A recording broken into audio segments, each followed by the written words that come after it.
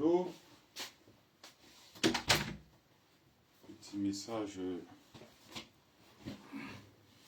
Petit message d'espoir ce matin pour dire aux nôtres, n'est-ce pas, de ne rien lâcher. De la terre de nos ancêtres, tu portes la voix pour la culture, la vérité et la foi. Dans l'écume du désert, tu as bravé la tempête, traversant l'Algérie, le Maroc, en quête, les étoiles te guidaient dans la nuit étoilée pour retrouver Ça fait partie de mes œuvres, ça. De la marque de luxe Le Cori, d'une sœur camerounaise, artiste, une créatrice qui est dans le domaine de la mode. Et vous voyez tout le travail artistique derrière, c'est son œuvre. Et moi, le travail historique, avec les noms des plus grandes personnalités du monde noir, les grandes personnalités également du monde noir, masculin et féminin, si vous voulez. Voilà. Ça, c'est pour les femmes avec la couronne. Hein? Ça fait partie toujours de mon travail, ça.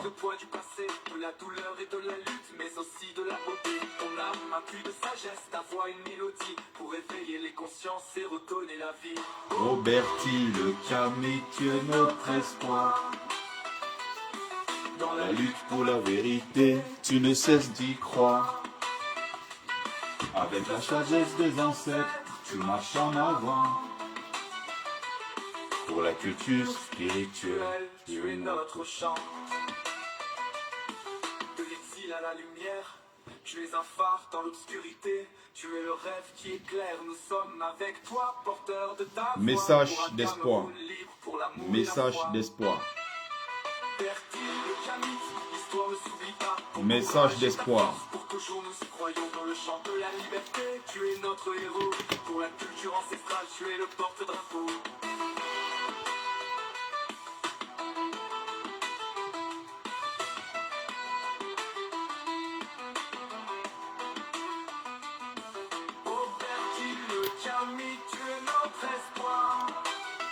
Il faut savoir que ces moments de silence, ce moment d'introspection, ce moment d'introspection, ce moment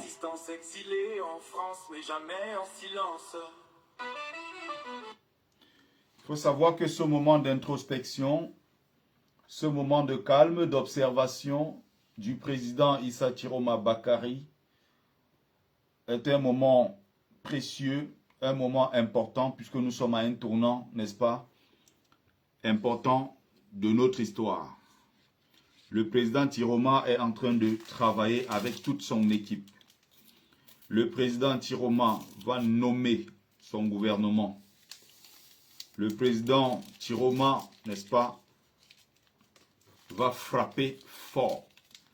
Et le message que je veux juste passer ce matin est un message d'espoir pour dire à mes frères de combat, à mes Amazones, de ne rien lâcher parce que le meilleur reste à venir. L'homme de la situation s'appelle Issa Chiroma Bakari et il a la solution. Tout dépendra maintenant du peuple camerounais. Tout dépendra si le peuple camerounais veut vraiment se libérer. Il y a eu beaucoup de sang ces derniers temps. Et au bout d'un moment,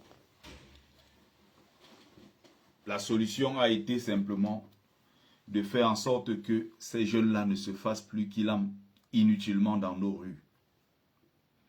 On a cru jusqu'à la dernière minute que quelque chose allait se passer par rapport à ce qui avait été prévu. Là, il y a une reconfiguration, n'est-ce pas, des schémas politiques, des stratégies. L'actualité politique nous impose d'observer, n'est-ce pas, des moments de concentration où on se fait un peu oublier.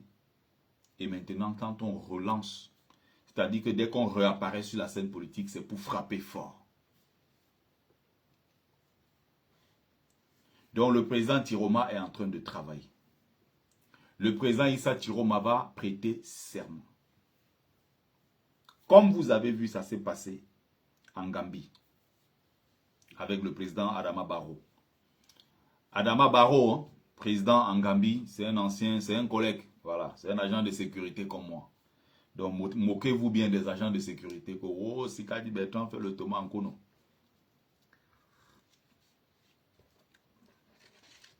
Quelqu'un gagne son argent, il travaille honnêtement, ça dérange les gens. Oh, si Kadi est un agent de sécurité. Adama Barrow gagne les élections dans les urnes contre le dictateur qui a fait, Yahya Jammeh, qui a fait 23 ans au pouvoir et qui n'a pas construit la Gambie. Il s'impose. Il dit j'ai gagné. Il a fait le même spectacle que vous avez vu Paul Biya faire l'autre jour. Il a prêté serment. Tout le monde a fait la fête. Ils ont cassé des champagnes. Ils étaient contents. Après 23 ans de règne, il a détruit le pays. Il a détruit le pays. Qu'est-ce qui va se passer? Au bout d'un moment, bonjour Michael Demi, Christophe Aladin, bonjour. Hein? Au bout d'un moment, quand il va se rendre compte que le président en place ne veut pas lâcher le pouvoir, il va donc déclencher la phase maintenant diplomatique avec la CEDEAO, l'Union africaine, les organisations, les grandes chancelleries occidentales et tout le reste. Et c'est exactement ce travail que Issa Chiroma Bakary est en train de faire. Adama Barrow va aller au Sénégal, puisque c'est le même pays de toute façon. C'est juste un Sénégal qui parle français et un Sénégal qui parle anglais. Adama Barrow va se rendre à Dakar, à l'ambassade de Gambie à Dakar. Et là-bas, il va prêter serment. Et il va partir de Gambie. Quand il va descendre, quand il va partir de l'ambassade là-bas du Sénégal, quand il va descendre à l'aéroport de Banjul, la capitale de la Gambie, ça sera pour aller prendre le pouvoir. Entre-temps, le dictateur Yahya Jammeh va fuir le pays pour aller se réfugier où? En Guinée équatoriale. Bonjour, Haïti chérie. Fierté du peuple noir. Partout où je vois les Haïtiens, j'adore les prendre dans mes bras. Quel peuple? Haïti.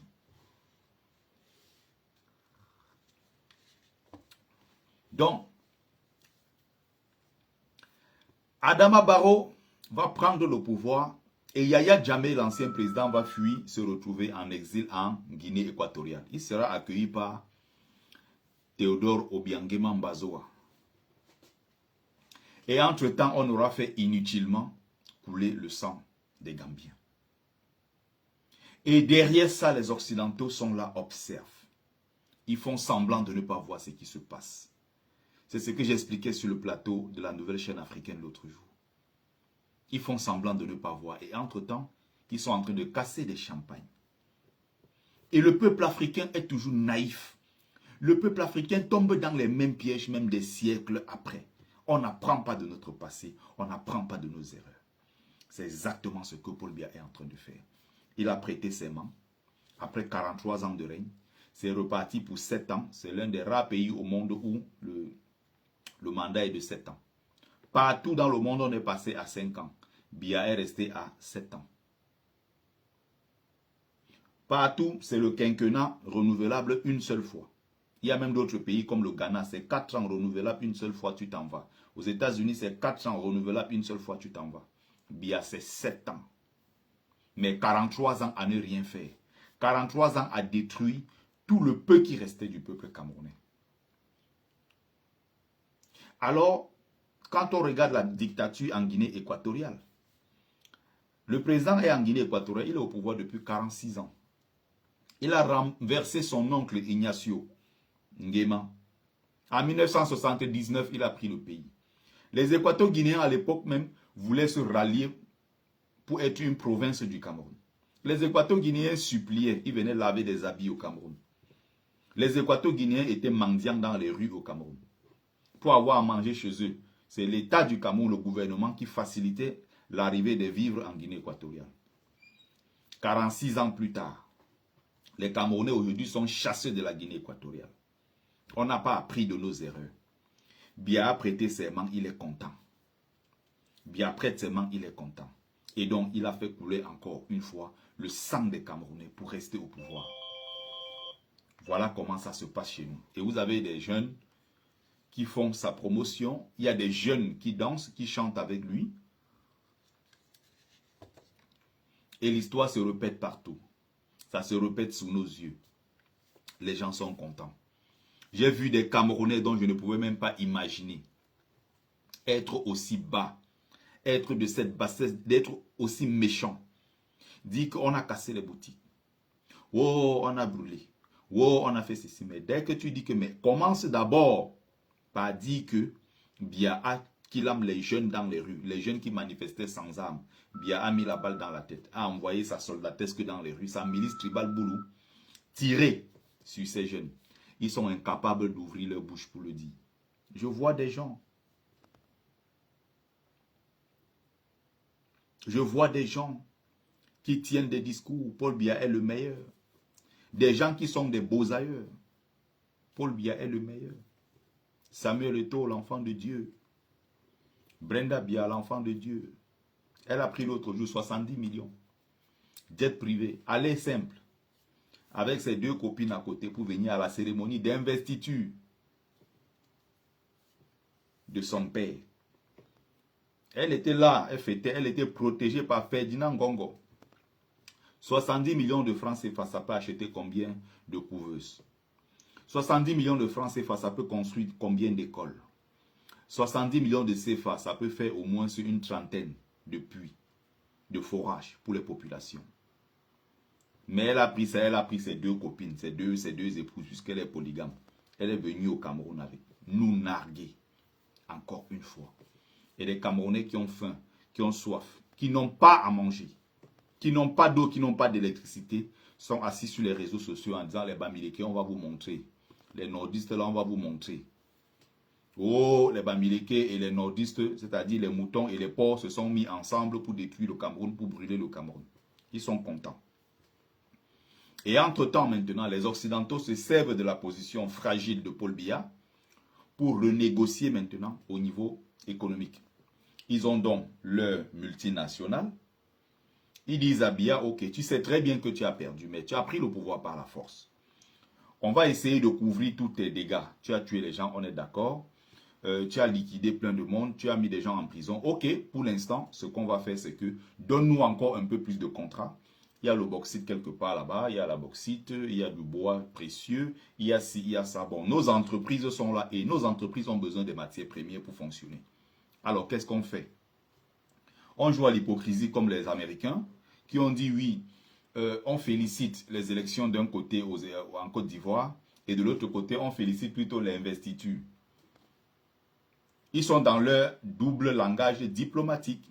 Ils essayent d'équilibrer les choses le moment venu pour gagner leur contrat. Parce que ce qui les intéresse, les Occidentaux en Afrique depuis la nuit des temps, ainsi que les Arabes en Afrique depuis la nuit des temps, c'est obtenir des terres. Comme on est en train de faire la guerre dans le nord de l'Afrique, on a perdu un tiers du continent africain, occupé par des Arabes. Aujourd'hui, le nord du Tchad, le nord du Niger, le nord du Mali, le nord de la Mauritanie, tous ces pays-là sont violemment attaqués. Comme vous avez vu au Soudan, ils sont en train d'occuper progressivement nos espaces de terre, en train d'exploiter les richesses, en train de chasser tout le peuple noir vers le fond. Si nous ne nous battons pas pour notre dignité, nous ne pouvons pas nous battre pour réserver nos terres aux générations futures. Nous allons soit nous retrouver tous vers le bas, vers le fond, loin vers l'Afrique du Sud et le Zimbabwe, pendant que tout le grand nord, le centre et le nord de l'Afrique sera occupé. Soit on va se retrouver comme mendiants, n'est-ce pas, dans tous les pays du monde entier où on va aller s'asseoir pour mendier. Si tu veux la dignité pour ton peuple, tes enfants ne se retrouvent pas mendiants au Maroc. Si tu veux être respecté, tes enfants ne se trouvent pas mendiants en Algérie. Si tu veux être respecté, tu ne laisses pas tes enfants quitter le Congo, le Nigeria, le Cameroun, le Sénégal et tout ça pour devenir des mendiants dans les rues de Tunisie. Si tu veux la dignité pour ton peuple, tu ne fais pas cela. Tu fais retourner tes enfants chez toi. Tu construis les écoles, tu construis des routes. On a toutes les richesses pour le faire. Mais on laisse nos enfants devenir des mendiants partout, comme on voit des mendiants aujourd'hui partout sur le continent africain. C'est même devenu un métier pour certains. Vous avez des générations en génération, des enfants du Niger, avec toutes les richesses qu'il y a au Niger, qui se retrouvent mendiants partout dans les rues. Des enfants maliens mendiants, des enfants camerounais, congolais, partout qui sont devenus des mendiants, sur leur propre continent africain. Voilà le sort qui nous attend. Voilà la malédiction que nous subissons parce que nous n'avons pas le courage de nous lever pour nous battre pour les générations futures. Ceux de maintenant, comme les Paul Biya, ils ne pensent qu'à une seule chose, manger, manger et rien que manger. Boire des pétrus. Un champagne à 3 millions de francs, ça peut construire un forage. Mais ils s'en foutent, ils boivent ça en quelques secondes.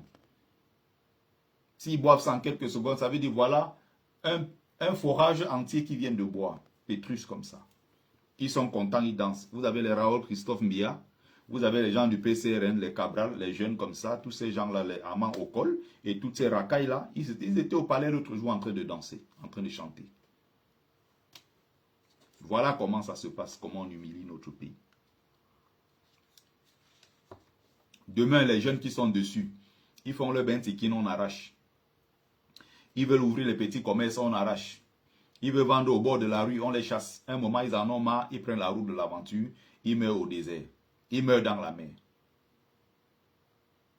Voilà, pendant ce temps, vous avez des gens qui nous insultent. Paul Biya président, rendez-vous dans 7 ans, rendez-vous 2032. Moi, je m'en fous. Moi, j'ai ma vie aujourd'hui. J'ai ce qu'il faut pour moi. Mais vous voyez des gens au Cameroun qui n'ont pas de quoi manger. Ils n'ont pas de quoi se loger, se scolariser, rien du tout. Ils ont 200, 300 de connexion, ils viennent se connecter, ils insultent les gens. Tu ne peux même pas laver mon chat.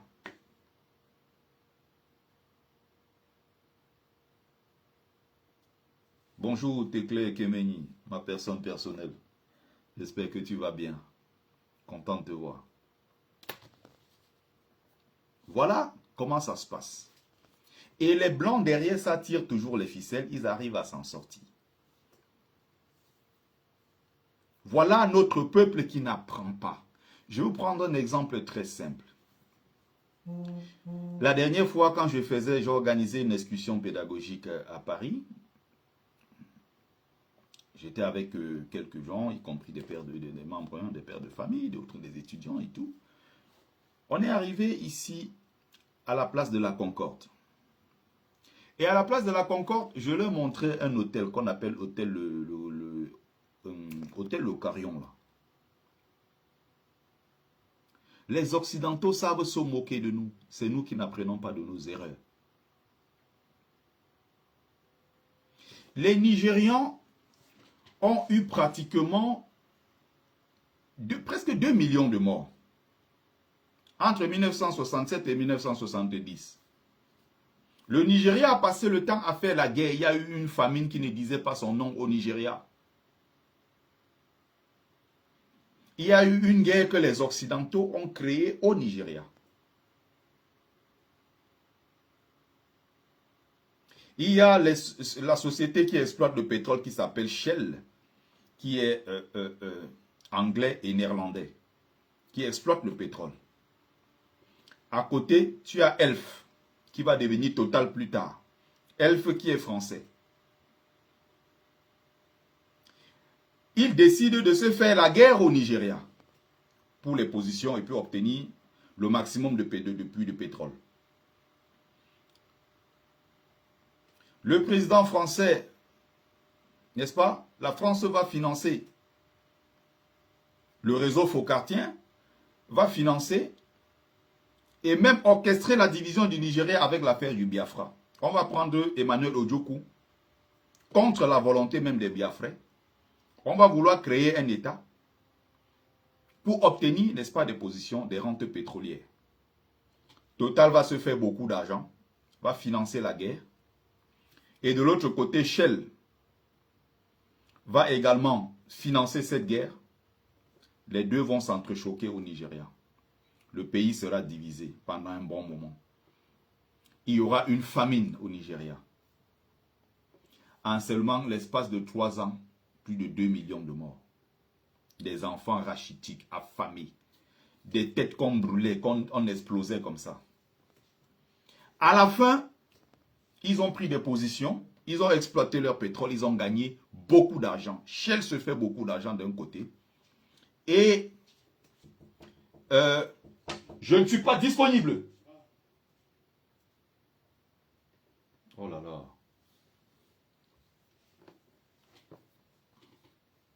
Je vous dis d'attendre. Il est l'heure pour sortir, on attend. On ne vient pas tout le temps comme ça. Donc, Shell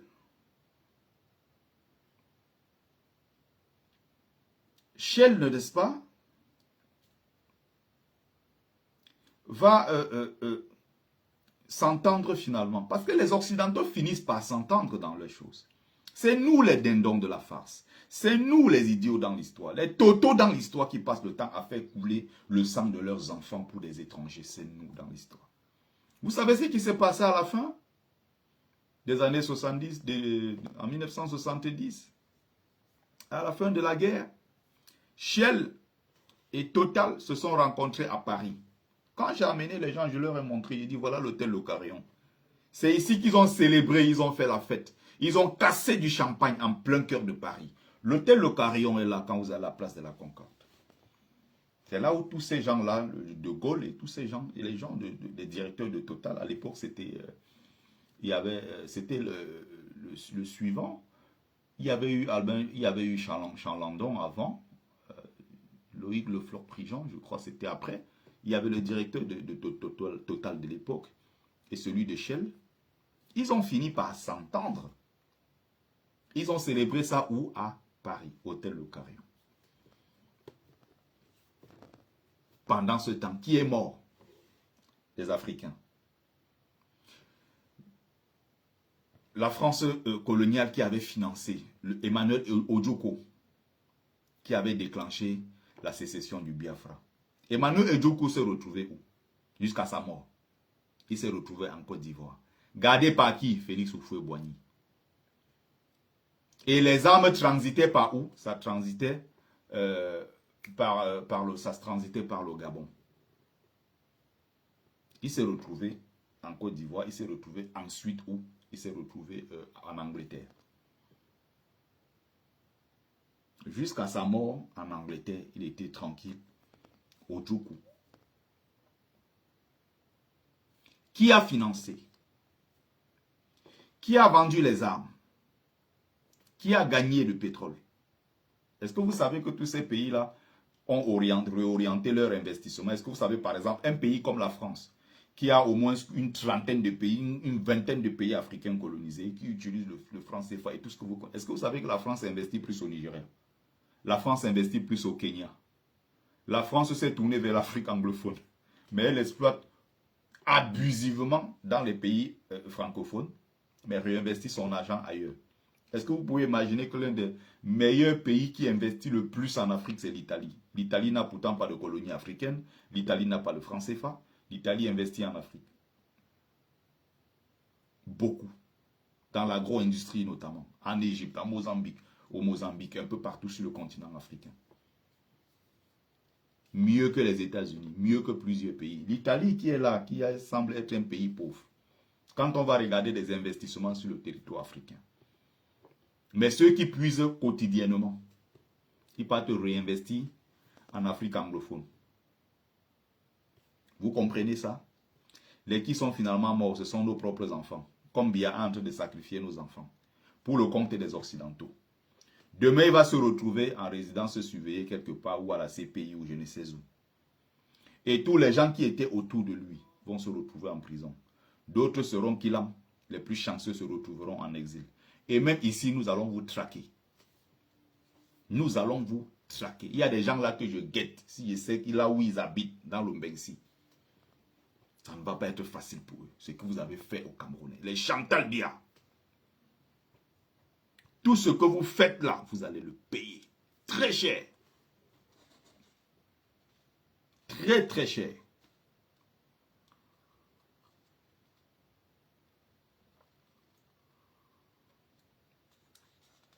Alors,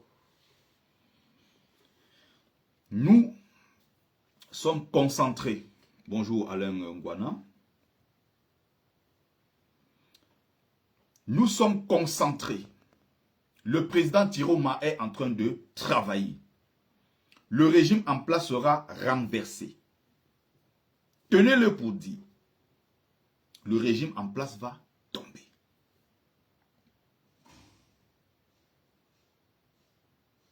Le régime en place va tomber. Ce n'est pas là le problème. Oh, c'est Biya qui travaille pour la France ou Issa travaille pour la France. Le Cameroun ne va pas se couper du reste du monde. Le Cameroun ne va pas se couper de la France. Comme aucun pays là ne s'est coupé de la France. La France est un pays important dans le monde entier. Donc il ne faut pas qu'on vous laisse croire que le prochain président viendra rompre tous les contrats avec la France. Le monde ne marche pas comme vous pensez. Le monde ne marche pas comme vous pensez. Issa Tiroma, président, aura des relations avec la France. Maurice Kamto, président, aura des relations avec la France. C'est pour ça que beaucoup ne comprenaient pas.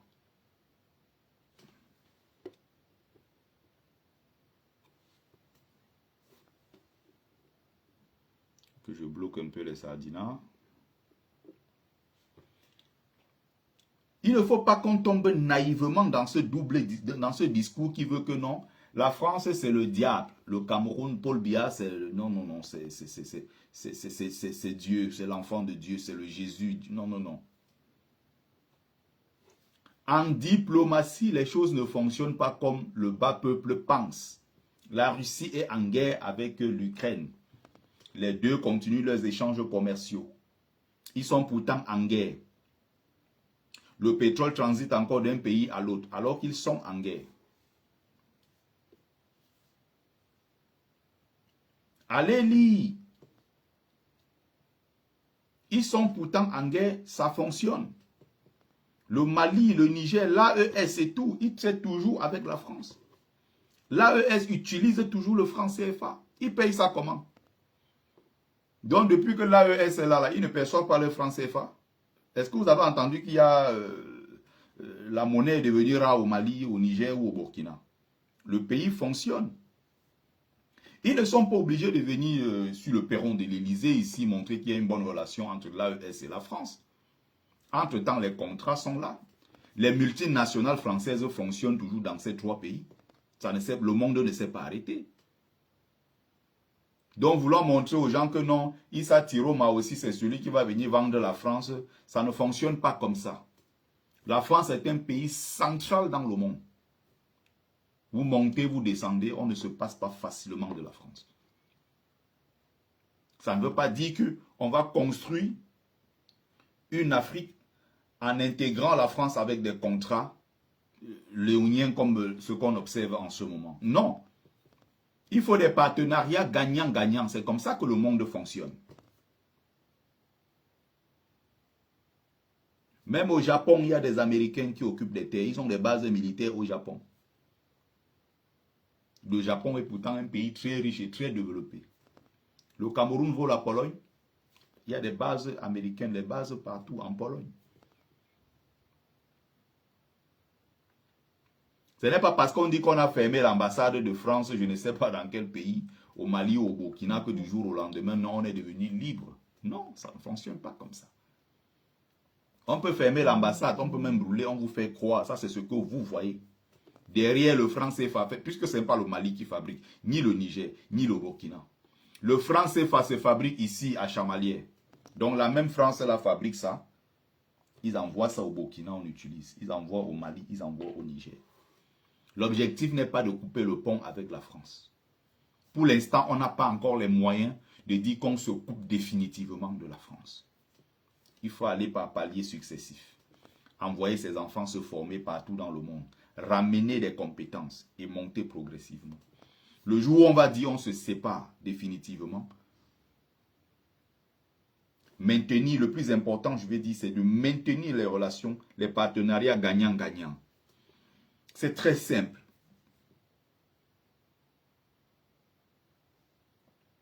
Dis tout simplement que nous ne voulons plus de ce genre de contrat chez nous. Alors, maintenant, Total, tu arrives en Afrique, tu payes tes impôts. Il n'y a pas que Total, on diversifie les partenariats. C'est-à-dire qu'une autre entreprise qui exploite le pétrole, qui est chinoise, turque, je ne sais pas, ça peut être même sud-africaine, Ça peut être même congolaise. Nous aussi, on peut créer nos multinationales. Hein. Il y a un peu partout. L'Arabie Saoudite exploite son propre pétrole et toutes ces choses-là. On essaie de mettre ça ensemble en se disant, bon voilà, on donne la possibilité à toutes ces entreprises-là de créer, d'ouvrir. On ouvre le marché à tout le monde. Ça ne doit pas être un marché fermé prioritairement à la France ou à l'Angleterre ou aux États-Unis. Non, non. On diversifie les partenariats et on essaye de tirer le meilleur de tous ces partenariats pour développer. On lui dit, ok, si tu prends donc tel contrat, tu nous donnes des routes, tu nous donnes des hôpitaux, des écoles, tu nous donnes des centres de formation, tu donnes ci, tu donnes ça, tu donnes. Et on envoie les gens sur le terrain qui vont contrôler que ces travaux-là sont effectifs. On envoie des gens sur le terrain faire le travail. Vous allez me former tel nombre d'ingénieurs. Ok, prenez la bauxite qui est à Tchang. Ce n'est pas là le problème. Puisque la vérité, c'est que ces bauxites-là ne nous servent à rien. Les Africains sont juste là pour bavarder pour rien. Aucun pays ne se développait dans le monde parce qu'il avait des matières premières. Les matières premières, là, il faut les transformer. Et pour les transformer, il faut avoir de la technologie. Et la technologie, nous ne l'avons pas. Nous avons les matières premières. Eux, ils ont la technologie. C'est-à-dire qu'on a besoin de faire avec eux des partenariats. Ok, prends la bauxite. Puisque la bauxite est là depuis 1000 ans au Cameroun. Les gens ne savent même pas ce que c'est. Les gens ne savent même pas à quoi ça sert. Quand on parle du pétrole, le pétrole, ça sortait partout au Nigeria, même à Bakassi aujourd'hui. Le pétrole sort du sol comme ça, le pétrole brut là, ça sort du sol, ça noie des espaces partout. Les gens ne savent même pas ce que c'est. On traverse dessus tous les jours.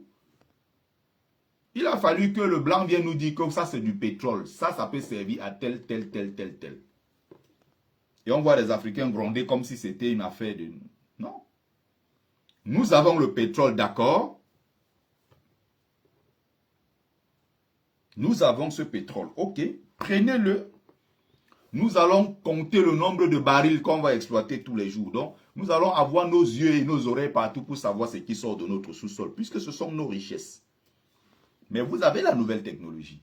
Mais entre-temps, pendant qu'on est en train d'exploiter, on impose dans le contrat qu'on forme aussi des Camerounais qui auront les yeux et les oreilles, n'est-ce pas, pour vérifier tout ça. Il ne faut pas faire comme ce qu'on a fait à Pascal Lissouba, ce qu'on a fait au Congo, Congo-Brazzaville, où quelqu'un est, on dit que tu es président, Sassou Nguesso et Lissouba, d'ailleurs les deux l'ont fait. Tu es président, on te dit voilà le contrat, mais tu ne sais pas combien de barils de pétrole quittent le Congo tous les jours pour aller à Pointe-Noire et sortir du port de Pointe-Noire pour l'Occident. On te dit tout simplement que voilà ce qui est sorti, on note. Quelle honte en 2000, combien? C'était en 97, la guerre qu'il y a eu entre Lissouba et Denis Sassou Nguesso. Sassou Nguesso a redonné les contrats aux Occidentaux. Il a dit, je reprends mon pouvoir. Pascal Lissouba a été chassé. Voilà comment ça s'est terminé. On livre nos enfants, on fait des guerres, notre sang coule, on redonne tout aux Occidentaux pour rester au pouvoir. Que les Arabes viennent prendre. On va se retrouver un jour sur le continent africain, on n'aura plus rien. Ils vont tout prendre. Voilà la Mauritanie. Ils ont pris déjà. Pendant ce temps, on se fait la guerre. Ils ont pris la Mauritanie. 95% de la population est noire. Les 5% de descendants qui sont des Hassani, ils sont financés par le Qatar, financés par l'Arabie Saoudite et tous ces États wahhabites là pour occuper les terres sur le continent africain. C'est-à-dire que vous allez à la Mauritanie, vous allez voir des Noirs mauritaniens, ils sont juste présents sur le territoire. Ils n'ont pas de titres fonciers. Leurs villages entiers sont en train d'être rasés. On installe des mosquées, on installe des centres culturels arabes, on efface leur langue, on impose l'arabe, et puis les noms même des villages sont changés pour mettre des noms arabes. Voilà ce qu'on est en train de faire à notre peuple.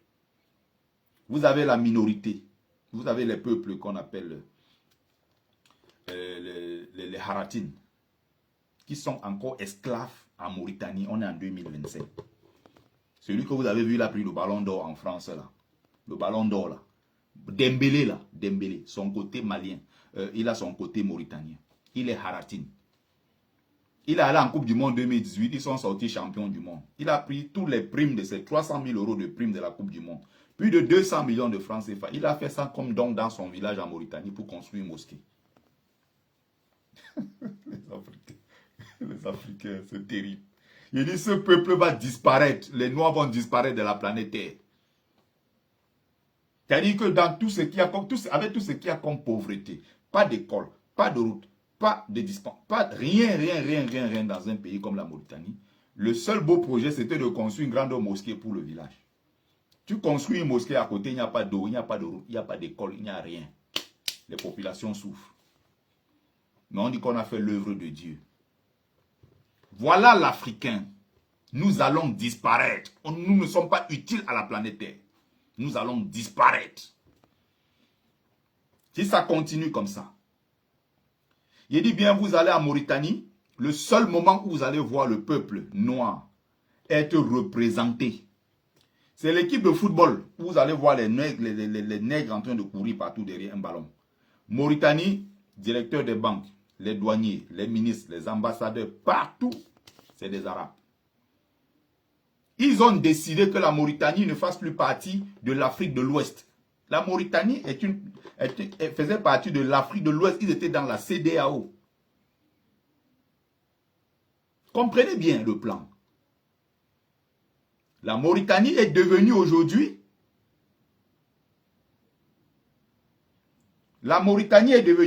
un pays de l'Union du Maghreb arabe. Imaginez, l'Union du Maghreb arabe.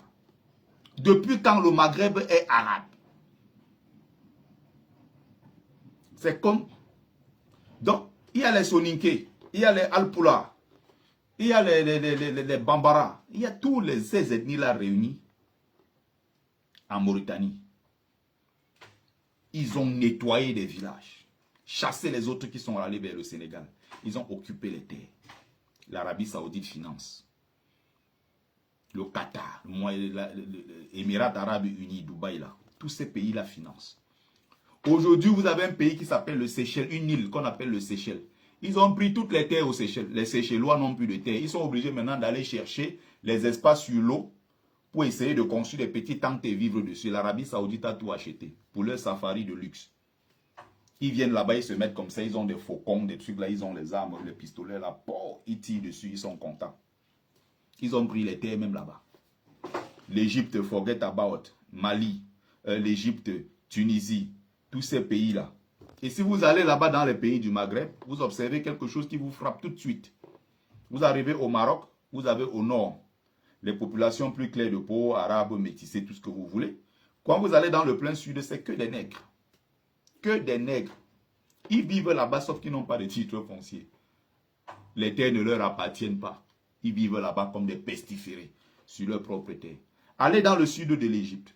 Allez dans le sud de la Libye. Vous allez voir des Tchadiens qui font des va-et-vient entre eux. Il n'y a même pas de frontière en réalité. Tchad et Libye, le sud. Tous c'est des nègres. Allez voir le sud de la Tunisie. Allez voir le sud de l'Algérie. Des nègres, ils sont partout. Des pestiférés. Ils sont clochardisés par le système. Les Africains ont décidé de vivre en marge de la société. On est en 2025. Le live est restreint. Pardon, j'ai encore dit quoi ici? Mais de l'eau, les gens ici là. Oui, en Algérie, les Mbouzou là, les Mbouzou. Regardez partout dans le monde. Regardez en Inde les Afro-Indiens. Regardez notre situation. En Inde, il y a quelqu'un là qui parle. Brice Gaël parle de l'Inde. Allez regarder quand vous arrivez en Inde, vous regardez les Noirs indiens qui sont d'origine africaine. Ils sont même là jusqu'en Iran, les Afro-Iraniens. Les Afro-Palestiniens. Donc pendant qu'on est en train de dire qu'on est en train de killer les gens là-bas en Palestine et autres, il y a nos frères là-bas, Afro-Palestiniens, descendants d'Africains qui vivent depuis des siècles et des siècles en Palestine. Ils sont encerclés dans une zone là avec près de 13 000 personnes, 13 à 14 000 personnes. Des Noirs palestiniens, ils sont enchaînés, encerclés dans un endroit qui s'appelle région des Nègres. Comment ça s'appelle la zone là? J'ai oublié comment ça s'appelle. Ou c'est... Ils ont un mot là. Le nom de la ville là va me revenir en Palestine. Mais vous voyez, nous ici, dès qu'on tire sur Palestine, oh, tous les jours on est dans les rues. Free Palestine, Free Palestine. Est-ce que vous avez demandé un seul jour à savoir quelle est la situation des Afro, des Noirs en Palestine? Vous vous sentez concerné par ce qui arrive aux Palestiniens. Parce qu'on a tiré sur eux. Vous vous en foutez de vos morts au Congo, au Cameroun, au Sénégal, au Tchad, en Zambie, partout. Sur votre propre continent africain. Je vois les autres parler de nouveau maire, Ramdan, ou c'est Ramzani, quoi là. Le nouveau maire de New York. Oh, c'est un fils d'Afrique. Digne fils d'Afrique. Il est né en Ouganda. La naïveté de ce peuple. Ça me choque tous les jours. Il est maire de New York. On a dit aux gens comment c'est un fils d'Afrique parce qu'il est né, il a grandi en Ouganda. Et il est parti de là quand il avait 7 ans. Mais dites-moi sérieusement. Quand vous voyez où c'est Ramzani là, il ressemble à un Africain. En quoi? Il a quoi d'un Africain? Qu'a-t-il d'un Africain? C'est incroyable. Le maire de New York est un Africain parce qu'il est né en Ouganda. Quand tu regardes sa famille indienne là, tu as vu seulement parmi eux là quelqu'un qui a du sang africain? Je rappelle que les Afro, les Indo-Pakistanais sont installés là-bas depuis plus d'un siècle.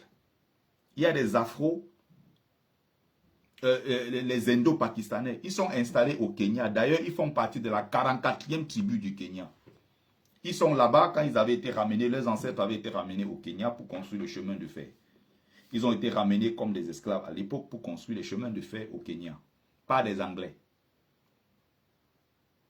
Je rappelle que Indiens et Pakistanais, ils sont installés là-bas depuis au moins un siècle. Ils se marient entre eux. Ils ont leur auto-école entre eux. Ils ont leur restaurant entre eux. Ils font tout entre eux. Ils ne se mélangent pas aux populations locales. Montre-moi un couple, on va te dire que ça c'est un Indo-Pakistanais, ça c'est un Kenyan. Quand ils descendent dans les rues, le soir, ils partent chercher nos soeurs et tout. Ils prennent la crac, crac, boum, boum, après ça s'arrête là. Le lendemain, ils reprennent une autre. Ils ne font pas d'enfants avec. Ils ne construisent pas de familles avec. Après, on nous a sorti une histoire de Barack Obama. Oui, Barack Obama, c'est un digne fils d'Afrique. Il vient du Kenya. C'est lui qui a envoyé les bombes en Côte d'Ivoire. Il était président à l'époque. Le même là a envoyé les bombes détruisent la Libye. Il était pourtant africain d'origine. Son père est venu du Kenya. Ça ne l'a pas empêché de lâcher les bombes sur la Libye. Jusqu'à quand, notre peuple africain? Jusqu'à quand? Voilà les mêmes qui sont en train de faire les mêmes choses chez nous, au Soudan à l'heure actuelle. Ils ont divisé le pays en deux. Parce qu'il y a ceux qui ne veulent pas se mélanger aux Noirs. Il y a donc ceux du Nord qui se font appeler les Arabes, du côté de Khartoum, la capitale. Ils ont passé leur temps à chosifier, à humilier les autres Noirs. N'oubliez pas, au Soudan, on parle lingala. Pour ceux qui ne le savent pas.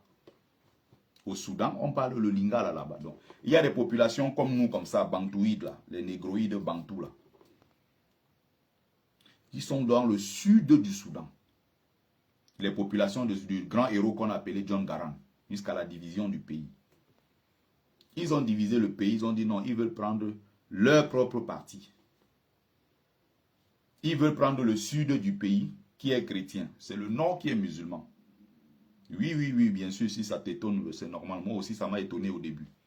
On parle lingala, dans le sud du Soudan. Il y a des populations lingalophones là-bas. Comme tu parles même jusqu'en Zambie. En Zambie, ils parlent lingala. Ils parlent le lingala en Zambie. Ils ont même des populations qui sont sur toute la côte là, qui parlent la même langue. Les populations qu'on appelle les Tchokwe. Ils sont en Zambie, ils sont au Congo, ils sont sur toute la côte. Jusqu'à vers le Zimbabwe, les Tchokwe. Vous comprenez? Voilà la réalité du continent. Là, je sors du cas du Cameroun pour parler d'un cas un peu plus global. Nous sommes en train de rêver, nous sommes en train de dormir. Pendant ce temps, le continent est pillé, le continent est pris en otage. Le nord du Mali, il n'y a pas deux problèmes. Hein. C'est qu'il y a des populations un peu plus claires de peau berbère et autres qui estiment qu'ils ne sont pas maliens, ils sont arabes. Et que le pouvoir central de Bamako, avec des nègres, des noirs partout là, ils ne peuvent pas les diriger. En fait, ils ne peuvent pas être, eux, acceptés, être dirigés par des noirs. Voilà le seul problème. Ils ont décidé qu'ils vont diviser le Mali en deux. Ils vont prendre le nord, l'Azawad, ils vont créer leur pays. Dès que le pouvoir central de Bamako n'était pas d'accord, ils ont fait venir des rebelles, soi-disant des islamistes, et tout le reste, ils ont créé le désordre dans cette partie du pays. Et celui qui a financé ça à plusieurs reprises s'appelle comment? Il s'appelle Muammar Kadhafi. Kadhafi qui est considéré comme un héros pour beaucoup de naïfs africains musulmans. La Libye, un pays africain, Muammar Kadhafi va appeler ça la Jamaïra arabe libyenne. Depuis quand il y a des Arabes en Libye? Depuis quand il y a des Arabes en Libye? Oui, il y a le soutien aussi de l'Algérie, qui a contribué à déstabiliser le nord pour installer un État arabe, le nord du Mali. Et nous allons perdre, d'ailleurs même que c'est des parties du territoire qu'on a déjà perdu. L'État pouvoir central de Bamako ne contrôle pas le nord. C'est la même chose avec le Niger. Un tamashek qui s'appelle Mohamed Mbazoum. Mbazoum laisse les soldats entrer dans tout le grand nord du Niger, occuper tous les espaces. Il dit que non, on ne peut pas aller les attaquer parce que les rebelles sont plus armés, les djihadistes rebelles, quoi, ils sont plus armés que l'armée républicaine. Ils ont laissé la partie du nord qui est en train d'être occupée par les mêmes Arabes. Est-ce qu'on se comprend? Financé par qui? L'Arabie Saoudite, le Qatar et tout ça. Ils prennent leur argent du pétrole pour s'aimer le sang et la déstabilisation des autres pays africains, partout dans le monde. D'ailleurs que le pays voisin qui est le Yémen, ils ont écrasé le Yémen, l'Arabie Saoudite. Le nord du Mali, nord du Niger, toutes ces parties-là, le nord du Soudan, toutes ces parties-là. D'ailleurs, vous allez voir tous ces gens-là, il n'avait pas dit seulement aguerris, il avait dit plus armés. La vidéo est encore en ligne. Les gens, ils sont super armés, mieux armés. C'est sous nos yeux que ça se passe. Pendant ce temps, vous avez des femmes africaines sur TikTok qui dansent, qui balancent les fesses. Vous avez des hommes, c'est-à-dire que tu t'attends à voir des hommes africains capables de porter des vraies causes.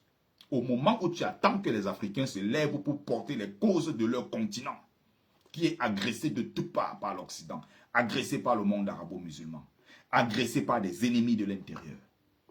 Au lieu de prendre position sur des sujets forts, sur des sujets puissants, sur des sujets qui sont des sujets même de l'avenir. Notre avenir en dépend des sujets qui sont centraux, importants. Non, tu ne les vois pas. Tu vois dans la communauté camerounaise, tu vois un homme tout costaud, grand de taille. On les appelle comment encore là? Ou c'est Jean-Louis Messan. Il met le Njansan. C'est-à-dire que je suis choqué. Les hommes, ils mettent le Njansan sur leur peau et tout. Ils mettent des trucs. Jusqu'à ils proposent même les gommages aux gens, les pommades et tout. On est en train de prendre tout le continent africain.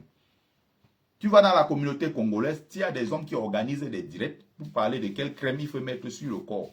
Après ça, il faut mettre des trucs pour éviter les gommades, les quoi là, les pommades, ils ont des trucs et tout. Tu vas sur le truc, tu es choqué. Tu vas dans la communauté camerounaise, tu es assis, il y a des gens comme les Ducamer qui parlent comme une demoiselle. Ducamer, il est assis. Il a 1000 personnes, 1000 idiots en train de l'écouter. Ducamer, une demoiselle, il est assis là dans des sujets de je vais faire ça Coco, Coco c'est Coco quoi là-bas, je vais écraser ton piment, je vais te montrer. Je reste comme ça, je dis ouais, l'Afrique.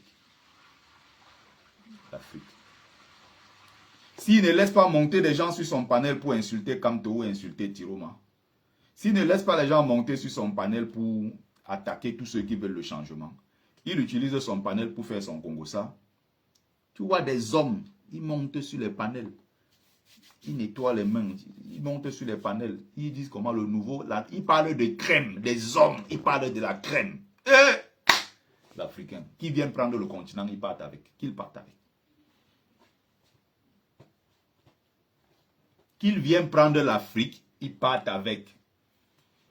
Communauté camerounaise, tu vois des gens, ils viennent s'asseoir un peu là, ils prennent, ils s'asseyent là, ils font des petits trucs, là, ils organisent des directs, soi-disant et tout. Ils sont là et tout. Ils font dans des... Mais dès que tu parles des vrais sujets qu'on doit aborder sur le continent africain, on prend. Où est-ce qu'on prend le temps pour rigoler, pour parler des sujets périphériques? Où est-ce qu'on prend le temps pour aborder des sujets superficiels, du digesto festif, du ventre et du bas-ventre, pendant que le continent africain est agressé? Le Congo, ça fait 20 ans, 25 ans, 30 ans bientôt. À l'est du Congo, tous les jours, on agresse. Tous les jours, on viole nos enfants, nos mamans sous nos yeux. Quand est-ce qu'on pense qu'on peut se lever, former nos propres enfants africains, leur donner des armes, dire que bon, on doit être prêt à mourir pour le continent, qu'on libère l'Est du Congo? C'est sous nos yeux qu'il y a guerre au Cameroun depuis 8 ans. Nos frères anglophones, massacrés par Paul Biya. Ils essayent de s'enfuir pour aller dans les zones francophones. Ils sont traités là-bas comme des pestiférés alors qu'ils sont dans leur propre pays. Ceux qui ont fui, qui sont allés du côté du Nigeria, sont mieux traités au Nigeria que ceux qui ont fui les zones anglophones camerounaises pour se retrouver dans les zones francophones. Il y a une mère qui est d'ailleurs l'autre jour. Une maman anglophone, elle a pris une balle dans le dos. Ouais, Cameroun, mon pays, mon continent africain. J'ai mal. Elle fuit les zones anglophones où elle a perdu les membres de sa famille. Elle a perdu certains de ses enfants. Elle vient se réfugier à Douala. Elle prépare le petit héros. Elle essaie de vendre partout au quartier pour nourrir ses enfants et les scolariser. Même les enfants là encore sont devenus aujourd'hui orphelins. L'autre jour, dans le désordre qu'il y a eu là, elle a pris une balle dans le dos. Elle a pris une balle dans le dos. Elle en est morte. Vous avez des Camerounais qui sont sur la toile pour dire que c'est normal. Paul Biya, il faut leur faire ça dur. Bertie le Kamit et tous ses amis de l'Europe, tous ces gens-là, les humains, tous ces gens, 7 ans encore en exil. Manque d'humanité. Parfois, j'ai envie d'abandonner. Je dis, c'est trop. Je laisse tomber. Mais quand je pense à ces enfants, ces innocents qui n'ont rien demandé, quand tu penses à ta grand-mère qui est au quartier, qui ne sait lire ni écrire, qui ne comprend même pas de ce qui se passe, si ce n'est pas toi qui explique, si ce n'est pas toi qui prends les devants pour lutter pour protéger ces enfants, protéger ces retraités qui n'ont pas de pension, protéger nos familles, qui va le faire à ta place? Toi qui sais au moins se lire, toi qui sais au moins s'écrire. Si on ne peut pas prendre les devants pour les défendre, qui va le faire?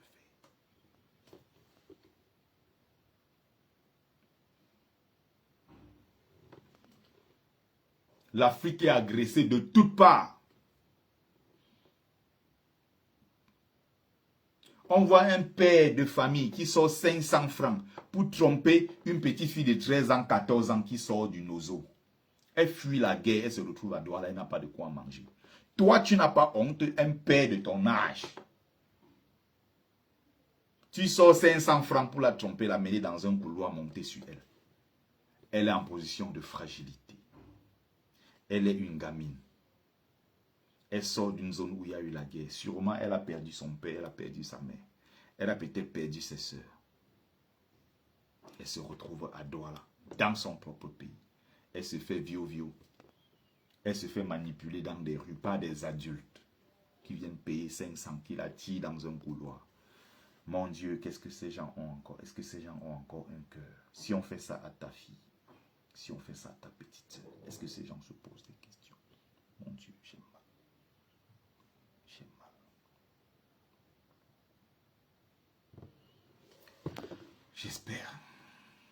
J'espère qu'un jour ça changera. Et c'est pour ça qu'on se bat. J'espère que ça changera un jour. Parce que c'est très grave ce qui arrive sur notre continent. Et on regarde faire. Les gens regardent. Les gens ne disent rien.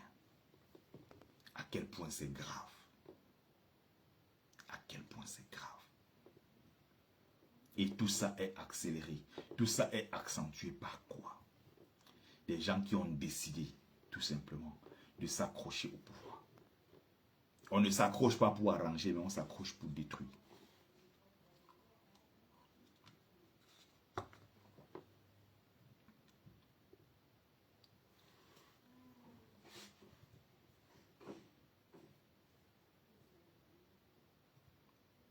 La situation est... Mais quand je regarde ça, je me pose des questions, mon Dieu.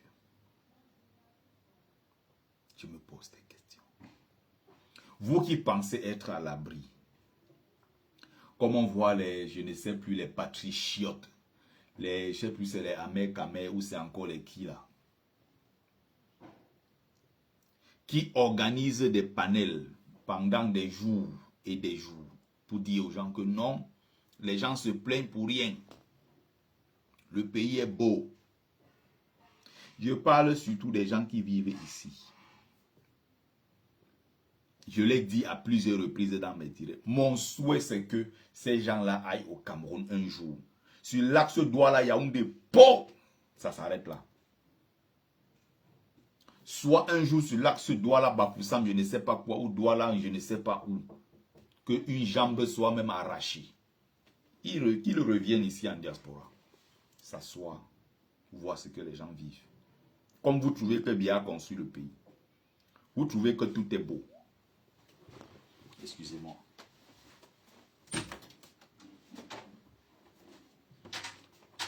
Ça va? Ça va et toi? Tu veux déjà nettoyer? Ouais, on va nettoyer. Dans combien de minutes? Tout de suite là. C'est pas là, c'est là. Tu es occupé? Et toi, tu es gâté avec le canard de matin. C'est important ça. Et puis, sinon là. Ça va sinon? Haïti chérie. Oui. C'est une femme là. J'adore ce Même pays. si m'a quitté. J'espère que je vais aller là-bas. Dans une forme retourner dans le pied. Haïti, chérie. Voilà, j'espère que je vais aller là-bas. Quand c'est calme. Oui. Comme ça, je connais. Ah, ok, oui. Là, c'est sûr que je vais boire. Je connais le barbancourt là. Ah, mais les babangous là, il y en a partout. Le barbancourt et tout le reste. Donne-moi les poubelles. C'est juste là. Tu veux pas qu'on nettoie, toi? Haïti chérie.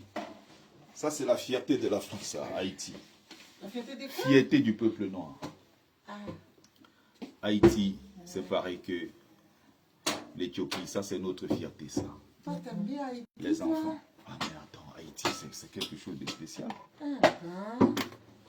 Les enfants de Toussaint l'ouverture. Ouais, Ah, quand même. c'est vrai. Haïti, c'est le symbole de notre fierté. Il est fait pour moi. Un Africain qui n'aime pas Haïti, c'est qu'il a un problème. C'est qu'il a un sérieux problème.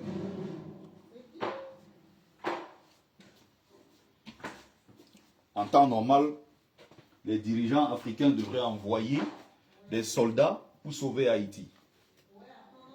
En temps normal, parce qu'Haïti, c'est notre fierté. C'est le symbole de la victoire, de la résilience du peuple africain.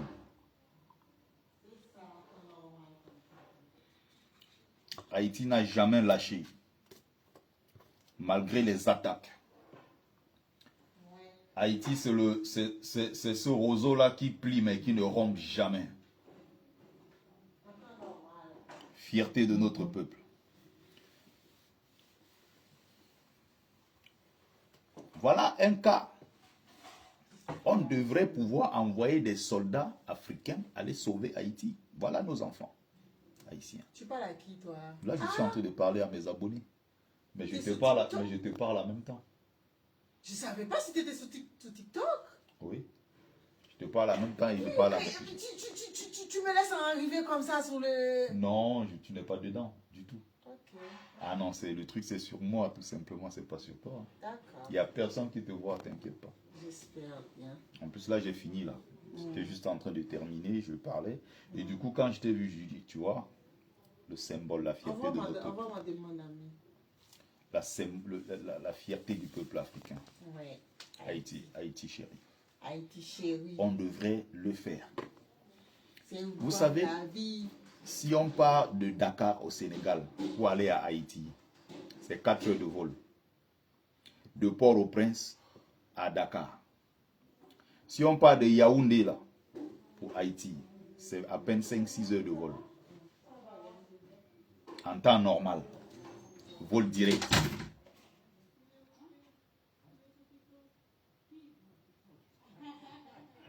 Vous comprenez? Mais on a fait croire. Salam alaikum. Ça va, Kouya? Ça va tranquille? Voilà. Donc j'ai terminé. J'ai ma relève qui est arrivée. Bonjour. Très bien.